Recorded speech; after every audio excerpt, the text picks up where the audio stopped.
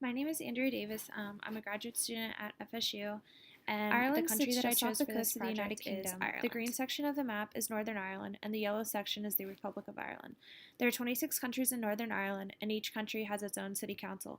In addition, the five cities of Dublin, Galway, Limerick, Cork, and Waterford have their own councils. The Atlantic Ocean has a significant impact on the climate of Ireland. Ireland is susceptible to a variety of emergencies. Some natural disasters that have impacted disaster management over time are the Night of the Big Wind in 1839, the Palomish landslides in 2003, and the severe flooding and extreme cold in 2009 and 2010. These events demonstrated the importance of effective emergency response. In the 20th century alone, there have been three influenza outbreaks in 1918, 1957, and 1968. Transportation accidents are common and extremely hard to plan for, and while there are no nuclear facilities in Ireland, a disaster in the UK or in mainland Europe could affect Ireland depending on the weather patterns.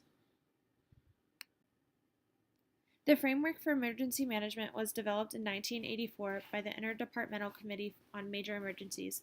The three principal response agencies, the police representatives, the local authorities, and the health service executive, helped to draft the framework as they are the primary responders in disasters. The goal of the framework is to provide for the protection, support, and welfare of the public in times of emergency through a flexible approach.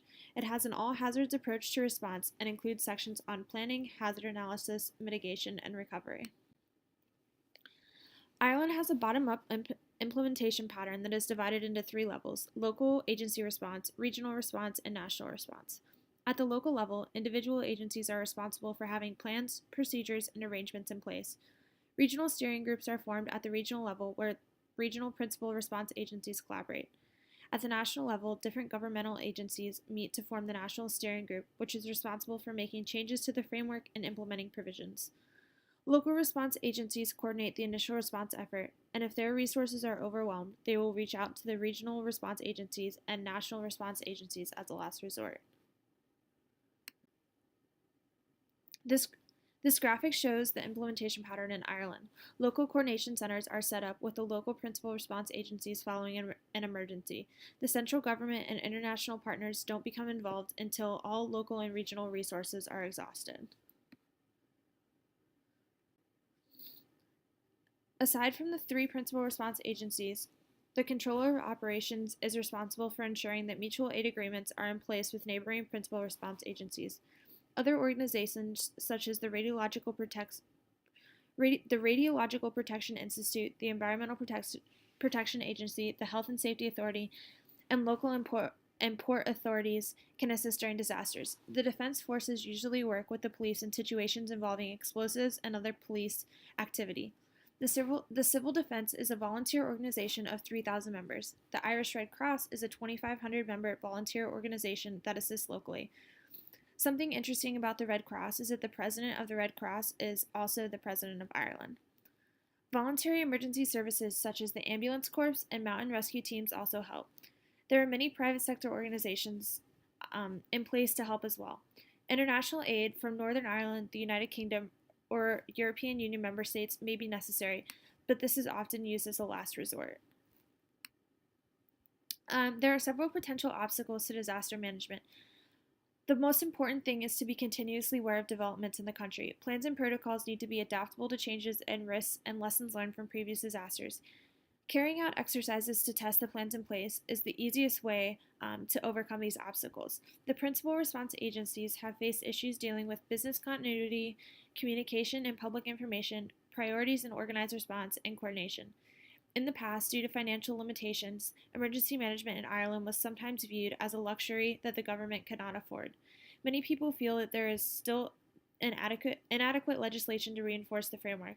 However, there are many projects underway to continue to strengthen the framework and the legislation that governs it. I added some pictures from my trip to Ireland this past summer to give everyone an idea of what the climate and what the landscape really looks like. This is me with my roommate at the Cliffs of Moher, located in Doolin on the west coast of Ireland. You can't really tell, but it was super windy and the water comes off the cliffs, so you get a little wet, and combined with the cold, it was definitely a different experience. This is the Dunguire Castle in Clifton on our drive through Connemara, which is one of the regions in Ireland.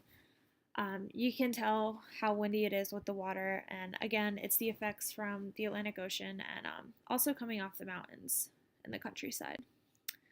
This is me and my roommate again at the Kylemore Abbey Castle. This is probably one of the prettiest stops that we saw on our drive. This is located in Connemara National Park. This picture was taken in Killarney National Park, which sits on the Ring of Kerry in the southwest part of Ireland. Similar to the Cliffs of Moher, the weather and climate is it's very temperate and moderate. Rains, windy, fairly cold all year round. It warms up a little bit in the summer, but on our drive through the mountains and along the coast, it was definitely really windy and on and off rain. This picture was taken in Dublin. The river that you see is the River Liffey. You can tell the landscape in Dublin is definitely so much different than it is out on the coast. Dublin sits on the east side of the country, so it's not really affected by the climate from the Atlantic Ocean and the effects of the Atlantic Ocean. This picture was taken at the Cliffs of Kerry and the Ring of Kerry, which again is in the southwest part of the country. You can see how windy it is and how volatile the water is, even hitting the rocks, which causes the erosion on the cliffs, but it creates some incredible sights to see. This picture was a beach in the Ring of Kerry. You can see the clouds and the rain off in the distance. That's pretty much how our whole 4-hour drive through the Ring of Kerry went. Regardless, it was beautiful, and this picture doesn't even do it justice. This last picture is the Cliffs of Moher, which are probably the most famous site to see in Ireland. It's where Harry Potter and the Chamber of Secrets was part of it was filmed, and it's just an incredible sight. You can see the waves crashing up against the cliffs and the rain out in the background. The water here is the Atlantic Ocean.